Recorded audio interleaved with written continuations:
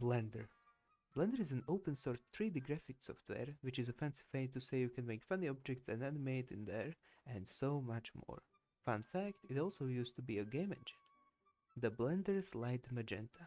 This usually happens if you have a missing path that is supposed to reference an image on your device. This can happen if you download Blender files or objects online, and the file path saved does not match the one on your PC.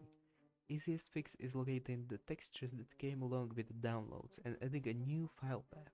In the same way as the original missing texture, the deep and unusual color makes it easy to spot any bugs or errors. But this is not the only texture that you can see when an object is lacking its texture, which should be familiar to any donut maker enjoyers: the default solid material. What I would like to call the equivalent of the default texture in Blender, like the world grid material in Unreal. In Blender, objects have materials. Materials control the appearance of meshes, curves, volumes, and other objects.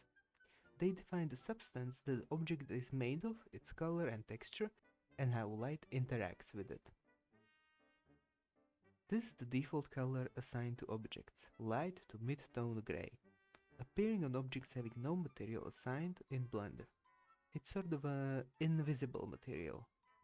Adding a material creates a new material for said object with this base color. You can see it on the default cube in Blender, or every object if you switch to the solid viewport shading. Its purpose is most likely to assist with modeling and overall visualizations, without the distraction of materials. But if the object has a material, it can still display a sort of a missing texture. The material output is where you input the links from nodes with material information for the material output to give to the object. If there is no connections, it takes on a black color. The way I understand it, since there is no value assigned to it, it's zeros by default.